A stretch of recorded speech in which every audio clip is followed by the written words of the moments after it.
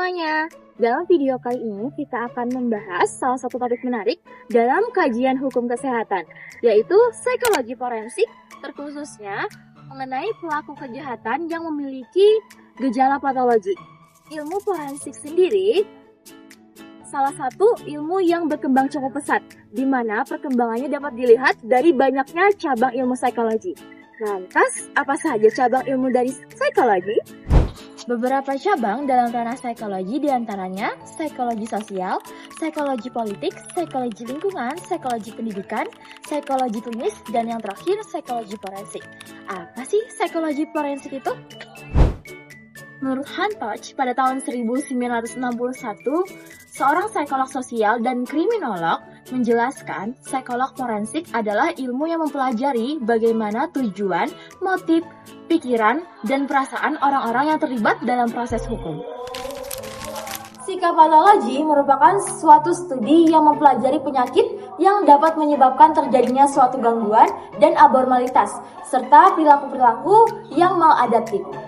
Psikopatologi tersusun atas dua kata, psiko dan patologi. Psiko yang artinya jiwa atau perilaku, dan patologi artinya sebagai ilmu tentang penyakit. Sehingga, psikopatologi diartikan sebagai kajian ilmiah mengenai gangguan jiwa atau perilaku. Dalam konteks hukum, misalnya, psikopatologi sangat penting dikarenakan dapat membantu menentukan apakah seseorang yang melakukan tindak kejahatan memiliki kendali penuh atas perbuatannya atau tidak.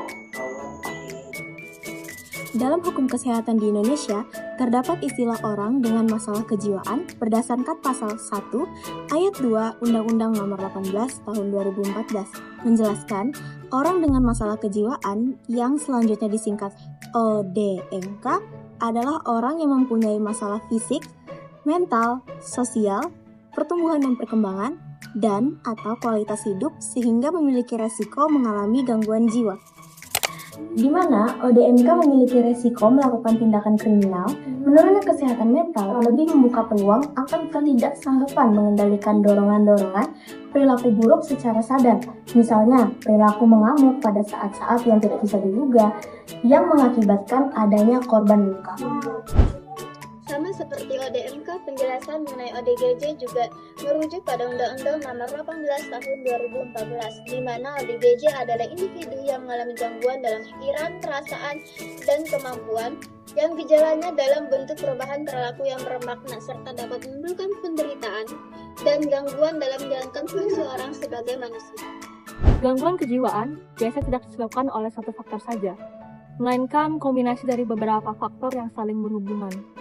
Pertama-tama ada faktor biologis, yaitu berkenaan dengan faktor genetik atau keturunan, yaitu apakah di dalam satu keluarga mempunyai riwayat gangguan mental atau gangguan jiwa, itu sangat berpengaruh kepada keturunan selanjutnya. Kemudian ada ketidakseimbangan zat kimia dalam otak atau yang disebut dengan cairan neurotransmitter, di mana cairan neurotransmitter ini terdiri dari hormon serotonin dan dopamin yang tidak stabil, sehingga menyebabkan seseorang bisa menjadi tantrum dan mempengaruhi ketidakseimbangan batinnya.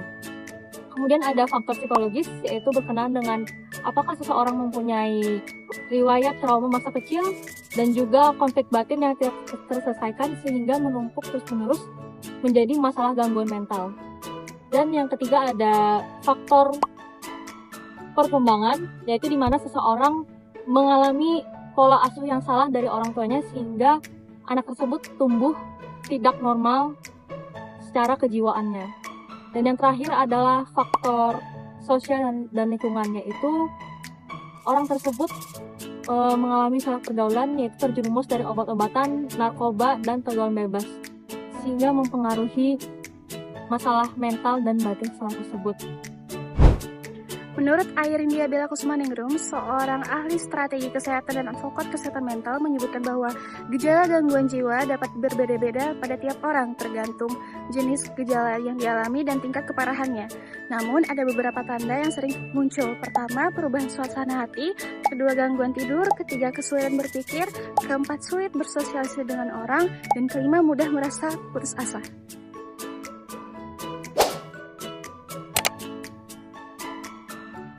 Beberapa kasus kejahatan pelaku menggunakan alasan sakit mental sebagai argumentasi agar pelaku dapat lepas dari jeratan hukuman.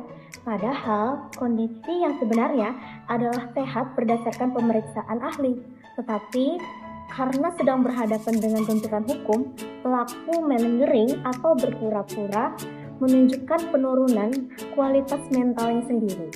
Malengering sesungguhnya bukan suatu mekanisme, tetapi merupakan salah satu bentuk penyimpangan perilaku. Diagnosis and Statistical Manual of Mental Disorder, 5th edition, menyatakan bahwa jika ada 4 kombinasi keluhan berikut pada pasien, maka malingering harus dipertimbangkan. Di antaranya, yang pertama, konteks mediko-legal presentasi. Misalnya, seorang pengacara mengirim kliennya untuk evaluasi atau pasien datang dengan penyakit saat menghadapi persidangan. Yang kedua, perbedaan yang mencolok antara stres atau disabilitas yang diklaim individu dan penemuan sekaligus observasi proyektif. Yang ketiga, kurangnya kepatuhan dengan evaluasi diagnosis regimen, pengobatan, dan perawatan lanjutan. Dan yang terakhir, keempat, kehadiran gangguan kepribadian antisosial.